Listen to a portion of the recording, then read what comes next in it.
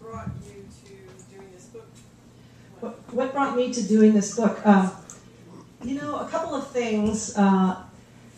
I did a story for Discover about the neutral buoyancy tank, which is this giant, epically huge swimming pool where they submerge pieces of the space station, and the astronauts put on their entire white puffy suit and they get in there and they rehearse everything they're going to do. And it's kind of an amazing thing, this gigantic tank. Of course, I thought they would let me put on the suit and float around. They're like, are you kidding? You can't even touch a spacesuit. You have to take a physical to even wear a spacesuit. So that was fascinating. And then the other thing is, like, way back in probably the mid to late 80s, I wrote for Vogue magazine, which, Vogue. Yeah. And it was a story about osteoporosis, and I thought, well, how can I make this interesting? And there was a guy who did this work with turkey wings, or if you bend them a little bit, they start to grow bone. And they were, he turned out he was an astronaut, and because they're always concerned with bone loss. And while we were talking, and this goes way back, we went off on this tangent where he says, over at Johnson Space Center, they have this toilet with a video camera, and it's pointing up so that the astronauts can learn how to dock with the toilet. So you would, like, it's a closed-circuit TV, and you'd see your asshole right on the screen to the left of you. And I couldn't use this in a Vogue story. So, it stuck with me. I thought, I must one day explore this world of zero-gravity defecation. So, fast forward 15, 25, whatever years, and there you go. So those are the two things that were percolating back there in my mind. There's a movie, I think it's called Rocket Man. These guys go to Mars, and have you seen that? Was that the one with Sam Rockwell? No. This was like a funny show. Oh, Rocket Man, no, I don't think I know that one. And they go into a state of suspended animation. They go into sleep mode for like a year. Hibernation kind of. Yeah. Is that something that is feasible, or? Well, the thing with hibernation, if bears, before they hibernate, and this maybe would work, but you need to consume like a third your body weight every day for several weeks to pack on enough fat to live on for that amount of time. So, bears have evolved these really amazing systems to enable them to hibernate and to live without going out and gathering food, but we don't have that. So you could do something like putting people into, how they put people into a coma, medically induced coma. I guess you could try to do something like that, but I asked the people at NASA about that. I said, so is there people still talking about this hibernation thing? And he goes, well, it never really goes away, it just kind of goes to sleep. It's one of the funnier people at NASA. People still talk about it, but the reality of it would be pretty tough. And then, as he pointed out, if you're going to go ahead with this, how much food do you pack just in case something goes wrong? And they wake up and they're like really, really hungry. At what point does it? It's a tough one. But right now, DARPA, the government, the military brainstorming outside the box people, they have this new thing called the 100-year. What is it? They're talking about figuring out ways to go to another star, like go to an Earth type of planet with a similar solar system. So we're talking like gearing up for really thinking way outside the box. So that may come up again. Yeah. I know NASA has always been associated with a very high level of secrecy. And yeah. Was that a difficulty in researching? Or what was the most difficult part of researching this book? Yeah, the question was it difficult to deal with the secrecy at NASA? And yes. Yeah, and I went into this book just completely with my usual naivete of like, whatever I want to do, they'll say, sure, why don't you come? Because I call the public affairs people and say things like, okay, so I have this chapter on limited hygiene. I thought I'd be really, when the shuttle lands, first thing when it lands, I'd like to go on and just smell it. And they're like, are you out of your mind? No, you can't do that. There were a lot of things that were fairly taboo. Yes and no. Sometimes they were surprising. They're like, yeah, you can come sit on that toilet with the video camera and try that out, whatever. It was kind of an odd mix. But generally speaking, it was a challenge, yeah, because NASA they have their roots in the military and they're a government organization, and everybody's worried that they're going to lose their job by saying the wrong thing or letting somebody you have an escort everywhere. I mean, even into the bathroom. Literally, you have a public affairs person with you. All of your interviews, they just sit there. It's like being on a chaperone date. It's really weird. But they did their best. They're following their rules. But that's why I went to the Japanese Space Agency and I went to the the Russian Space Agency, the training center. So to kind of get around some of the roadblocks that were in place. Yeah, it was a little tough. Yeah. To go back to research you were doing, for your previous book, Stiff, which I read so many years ago, was that also really difficult to get around? Because I was making a documentary for college about mortuary culture, and they didn't even let me film the equipment, just because of associations.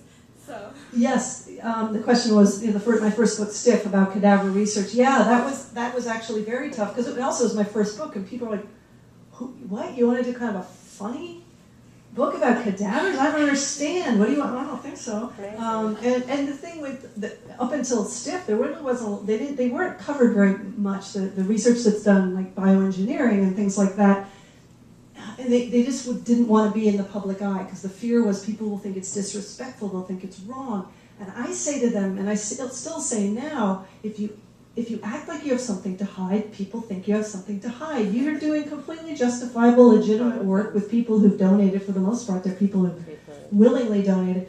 So just be out there with it, But there's a lot of kind of awkwardness. So yes, I had a lot of unreturned emails when I was working on Stiff, for sure. Yeah. Back to the guy you were talking to about the dandruff, and it's like the snow and the snow globe. Is that what was the response on that? And then also, do you have another project that you're working on? Yeah, Jim Lovell claimed that he didn't notice any dandruff floating around, but I'm not sure about, because I asked him also about what was the smell like, and he said, it wasn't really that bad. But I saw him interviewed elsewhere, and he said it was like living inside a porta potty. Okay, so he just for some reason didn't share that with me, So I'm not. He may have been sort of downplaying it, but it was a long time ago too, and he may have forgotten the floating pieces of dandruff. I don't know. And I'm working on another book that I'm kind of keeping under my hat for now, but I'm in the midst of it and flailing around with it in my usual way. So that will be out in the early part of 2013, which seems like a long way. So yeah. If you had the opportunity, would you like to go on space travel? Go to Mars? Yeah, if I had the opportunity, I would love to go to the moon for a week or two, but Mars, no. I'm really the wrong personality type to be locked up in a small, cooped-up space for that long. If they could figure out that thermonuclear propulsion thing where they zip you there in a matter of days, okay, sign me up. But yeah, not for that span of time. Yes, sir. There was a rumor that Russians sent up co-ed teams and tested sex in space. Did you have any fellows? Whole chapter. Buy the book. Yeah. You mentioned earlier that you visited Japan and Russia in addition to the U.S. Did you notice any differences in how they went about setting up for it? The Japanese Space Agency, you can tell, has really modeled themselves on NASA. I mean, even to the architecture, they've got those sort of shoeboxy low buildings, and there's the rockets set up at the front gate. So it's very similar, and their astronauts train at Johnson Space Center. So, but setting that aside, I was there when they were choosing 2 new astronauts, and that could not have been more different. I didn't know what was going to happen. They were in an isolation test where they had them for a week in this isolation chamber. They had 6 or 7 psychologists and psychiatrists watching them, giving them tests. The tests that I saw had to do with origami.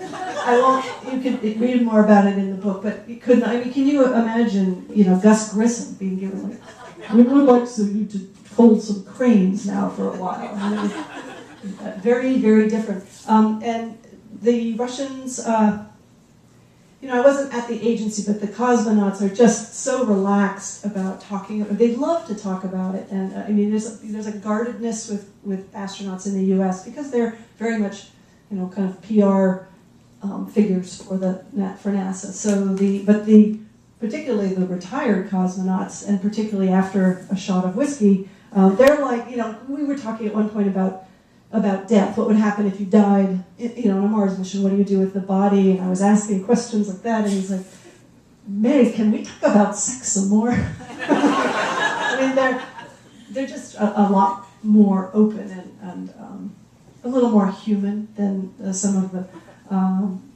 NASA current. I mean, it's not their fault. They really are in a position where they're being judged on everything they say, and one misstep and they might not get a mission. Certainly now that we're not going anywhere. Yes? Why did you break with the one-word title? Why did I break with a one-word title? Because I failed. I failed miserably to come up with a one-word title. I could not. I had one that I liked. Which was? Floaters. I was like, oh, this is a great, because it's kind of like zero gravity plus the poop thing. It's perfect. And like Norton, my publisher, was like, we are not calling this book Floaters. My agent wanted to call it Orbit, which to me, it sounds like chewing gum or going around in circles. And I wanted to convey that this is about the human side. This is about the psychological and the physiological weirdnesses of space exploration. So like Zoom or, it was tough. We couldn't come up with anything. Could not come up. We tried. Everybody tried. So, but the next book we are going back to one word, 4 letters. in the back. Yeah. So from the cadaver research to the space defecation studies, you seem to have no fear of the icky and weird and gross. Would you kind of, are you actually attracted to that in particular? Or The icky and the weird and the gross I guess, I think part of it is that everyone else is sort of tasteful enough to avoid it. So I kind of carved out a niche in a way, a really smelly, disgusting niche. I mean, I find it all interesting. It's not to say it's the only interesting thing out there, but no one else seems to want to cover this stuff. So I'm like, oh, I'll do it. But yeah, there may be something wrong with me. Yeah. Did you get to try any of the food that the astronauts eat? Yes, like the food. I tried some tubed food, and that is a weird. They don't use tube food very much now. They use it. The Air Force still uses it for if you're flying a mission and you only have one hand. One of those paint tubes with chicken a la king, or seriously, it is chicken a la king still. Sloppy Joe. You just squeeze it in your mouth. And that's tough because, and the astronauts complained about this too, if you to eat something that you cannot first smell or look at. They were like, I'm not gonna, that's just too weird. And then the food guys would say, you open a can of beer without smelling it or looking at it. So, but anyway, it was okay. The things that were like pear puree or applesauce that you expect to be kind of mushy. But Sloppy Joe, you want some Joe in your Sloppy Joe. It was a little, it felt just like sauce. You're eating sauce. It was like living in the sauces aisle of a supermarket. But now they've got, emerald making stuff. They've got sort of boil in a bag type of stuff. And I did a taste test there of some, I think they were hash browns or something. All right. It's kind of like institutional food, hospital food. There's one astronaut, Story Musgrave, who, in his opinion, the only dish that was edible was the shrimp cocktail. So on his menu form, they fill out a form, breakfast, lunch, and dinner. It was like shrimp cocktail, shrimp cocktail, shrimp cocktail. The entire mission, that's all he ate. In the back?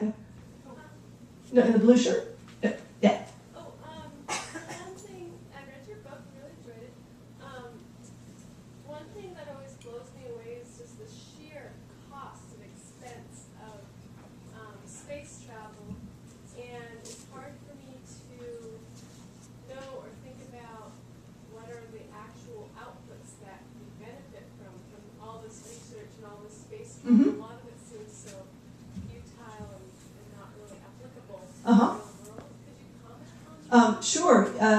In fact, the technology that comes from space travel, because of the things I was talking about, because you're dealing with no gravity, no air, situations that don't exist on Earth, there's this really extraordinary creativity and thinking outside the box. And the technology, I don't know if you do a dollar for dollar comparison, but we're talking like high-speed data storage and solar panels, sports bras, anything, miniaturized, automated, very lightweight, very strong.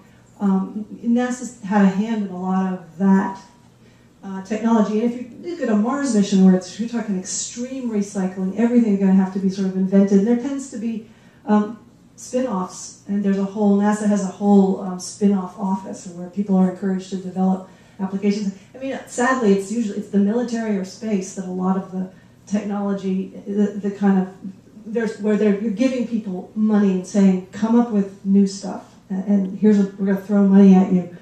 So there is that side of it. You can also make the point that the Apollo program, in terms of inspiring young people to go into science and engineering, it was unbelievable, the spike. Yeah, I totally see your point. It's phenomenally expensive, and I think a Mars mission, I think you want to have international effort where everybody's contributing money and expertise, so it's not this burden on one country's taxpayers for what is the science can be done with robotics. It's true. So for me, it sort of comes down to an emotional decision of it would be such an amazing thing to see, But is that a reason to do it? Fortunately, I'm not the one making the decision, so we'll see. But it's a good point. It's an interesting issue. Yeah. You mentioned that there were 6 Russians who were kept in a room. Can you talk a little bit more about that? What's going on? Yeah, Mars 500 is really it's an opportunity for space psychologists to test like software that would enable you to monitor, say, how their voice is changing, to look for signs of stress. Because astronauts tend to not to let you know when they're about to hit the breaking point. They try to hide it. So you can also, there's programs where you analyze facial patterns, and if someone's really stressed out, it would alert people at mission control, we might have a situation here. So they're testing stuff like that. They're doing the bidding of a lot of space psychologists, and they're being observed. And there have been isolations where things went terribly wrong. There were fist fights and blood spattered on the wall and sexual harassment and people lunging at people on New Year's Eve and all kinds of good stuff. And of course the psychologists are like, so that's kind of what it is. I actually applied to do this. There's a 3-month lead up. I thought 3 months, I could do that. And I made it to the first round of cuts, and they said, oh, we'll be calling you. And I thought, okay. And I get this phone call at 3 in the morning. And I didn't really take care to disguise how annoyed I was. That it was like, I know you're in Europe. I'm on the West Coast. It's 3 in the morning. And okay, hang on. I got to get my bathrobe. And that was one of the tests. So I didn't make the cut, which is just fine. Was there any parts in the book that you were particularly fond of or thought were really interesting that got cut out or anything in editing? Or? No, nothing got cut out of this one. So, something got cut out of Bonk once. We don't need to go into that, but no, nothing was cut. There was nothing cut from this one. For me, it's usually more like it's a struggle to find enough of the really fun, strange, fascinating stuff to fill a book. So there's not much on the cutting room floor. Right. Yeah. Yeah. I'm just always curious. You've had a lot of books with cadavers in them. Well, almost every book. And It's a theme. it's a thing, yeah. And like I know in this one you had another cadaver. I forget what his name was, but I'm just curious what your husband feels sometimes. Like if you spend all day with these cadaver studies and stuff like that, and he was like the cadaver was sitting there for the entire day. Wait, what? Was he? That's what it sounded like. He was like in they were doing that sort of impact study. Yeah. But my husband wasn't there. No, I know your husband wasn't. Oh, the cadaver. Oh, okay. When you come home after Oh. being a cadaver all day, is your husband kind of concerned? Do you feel a distancing or something? You would think so, but in fact, I got more of a distancing when I did Bonk because I kind of corralled Ed into participating in one of the studies. But it's actually, So funny. and Ed is a squeamish guy. That's the other thing. So he was very good natured about it. The reason, there's a chapter in here where it was one of the rare instances where NASA actually works with cadavers, and they were very uncomfortable about me being there. But ever since Stiff came out, I get notes from readers going, "When are you going to do Stiff 2? So for my Stiff fans, if I can, I work a Stiff into the book. It's just kind of like in Hitchcock, where there'd be the scene with Alfred Hitchcock. I try to work in somebody dead whenever I can. But you're right, I think there has been one in every, this is my trademark. But, Ed is a very patient man. I remember. Anyway, I guess we probably should wind it. Maybe one more? Two more? Couple of questions. Do you know how to fly? Did you talk to Wolf? Did you consider the flight tests that Edwards historically be irrelevant? Do I know how to fly? No. I'm sorry, Wolf? Did you talk to Tom Wolf? And do you No, consider I didn't talk to Tom Wolf. relevant or not? I'm sorry, the last question was what? The Edwards flight test history program. My book is so completely in a different direction that I wasn't not relevant to what I was doing. So, well, let's take one more question. Yeah. Will you just talk super briefly about your process? It involves so much research and choices and then writing. Yeah, the process. Kind of begins with a period of random flailing, where I don't really know what the scope of the book is really going to be. I have a sort of general sense, but I'm going out and kind of like sending a lot of emails, thinking, and I'm literally, there's a period of 2 months where every day I have a different outline. And I think, now I've got it. Now I know where this book is going. And the next day I'm like, God, no, that's not where it's going. Or I'll find out something going on and I have to bump another chapter. So there's a period, I guess about 6 months, where finally everything gels. I know what I'm going to do. For the most part, I have a sense of the structure, but really I know, I just have to know that it's going to be a chunk of time where I feel kind of lost. And you have to just have faith that at a certain point you'll figure out what you're doing. So it's kind of it's just sort of an intuitive process, and I don't get too wedded to an outline ever, or a sense of this chapter is definitely in the book, because I might find something better that might lead me to something else, and so it's that's kind of how it goes. And I'm always researching at the same time I'm writing. I don't do all the research and then start writing, because if you do that, then so much time goes by where you haven't written anything, that to sit down and write, there's this sort of anxiety, like, I don't know if I can write anymore, I've got so much to write. So as soon as I have enough material to do a chapter, and I kind of have a sense of where it's going to fit in, I'll start writing. So, and I don't know how other people do it. There's no real manual. They give you a book contract. They're like, I say, you'll see you in 2 years. What are you doing? So it's a very individual process. It would be interesting to know how other writers do it. So, all right. Well, thank you all.